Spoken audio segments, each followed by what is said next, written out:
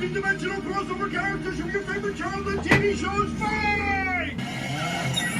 Go! So it was spoiled nearly a year ago that Ben was going to be in this crossover and use Stinkfly. Other than that, we knew nothing about whatever Crisis on Infinite Mirths was going to be. But it turns out we already knew everything because that's all it was going to be. Well, on the Ben 10 side of things. I have no doubt that the usual cartoon community YouTube crew will have their videos breaking down every character and Easter egg this crossover has to offer. But y'all know me, I was showing up for my boy Ben Tennyson, who appears a whopping 7 seconds in the whole thing. First in this shot right here, and then Stinkfly soars across the screen in a later shot, and that's it. I am a little disappointed, but I'm not exactly surprised. Ben 10 always got the short end of the stick in Cartoon Network's mass marketing, be it character posters, bumpers, celebration animations. He's always had the smallest role, if he was lucky enough to be included at all. Of course, not every character can always have the spotlight, but with Ben Tennyson, a character that spans across 4 different iterations with over 200 episodes, 2 live-action movies, and $8 billion in toy sales, you'd think at bare minimum he can get featured on a poster every now and then. The closest we got to him playing a bigger role was in Punch Time Explosion, but you all let that game die, and I'll never forgive you for that. It wasn't until the 2016 reboot that Cartoon Network started throwing Ben more of a bone, showing up in more promos, and even having a major focus in the last Cartoon Network event, Crossover Nexus. But as for Ben Prime, his time in the limelight may be over officially. Though granted, we have had some interesting dips back into that era, like with Hot Topic and Daylight Curfew's new line of merch, and the Dynamite comic that's coming along the way. But as Ben 10 fans have been starving for content for years now, I'd say a fair amount of us were eager to watch Crisis on Infinite Mirths for the sole purpose of seeing Ben Tennyson. The crossover itself is alright, and I enjoyed it. I've never seen Jellystone before, but I found it pretty easy to pick up the premise. Most of the crossover is focused on Billy from Grim Adventures of Billy and Mandy, Dee Dee from Dexter's Laboratory, and Mojo Jojo from the Powerpuff Girls navigating the town before an all-out Cartoon Network brawl at the end, concluded by Mojo and Dr. Cindy Bear falling in love. The scale is actually pretty tame for a multiverse concept, and I like that each of these 3 characters arrived in Jellystone in their own methods. My so-called friends kicked me out of my own universe. I'm not running here. My stinky brother sent me to this universe.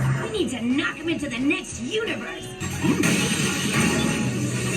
But to reiterate, if you're watching this video, you're here for Ben 10. Classic Ben made his return towards the end of the crossover when all of the other characters started to show up too, and he arrived in a non-speaking cameo. Tara Strong, the voice of Classic Ben, was brought back to voice a handful of her own characters in this crossover, but Ben unfortunately was not one of them. Like most of the other cameos, Ben seems to be vector traced from his model sheet, sticking as close to his original art style as they could, and I think he looks fine. He might look a little wonky, but I think it's because we've never seen Ben animated in a rigged format before. But his movements do remind me a little bit of that old Flash game Savage Pursuit. But for a cameo, it's not a huge deal. Although his Omnitrix is facing the wrong way, which also happened to the Ultimatrix in Alien Extinction. The transformation flash is done in a spiky shape opposed to his soft gradient flash, or later, his Omnibubbles flash. And despite his human form lacking any shading, once he turns into Stinkfly, he does have shading, and even a highlight on his face, making him pop out among the surrounding characters. His color palette is also more muted than it is in the show. He then throws a strong left hook to Floral Rug, a character from Jellystone. In a later shot, he flies up to witness Cindy getting attacked in her robot suit, but then flies off. And that's the last we see of Ben. Whether or not this is canon for Ben can be debatable. There's nothing that really stops it from being canon, but personally I always find it weird when Ben 10 gets involved in more loose and fourth wall breaking style of characters. Many characters in Jellystone seem to be aware that they are in a cartoon. Wait, don't ripple to a flashback.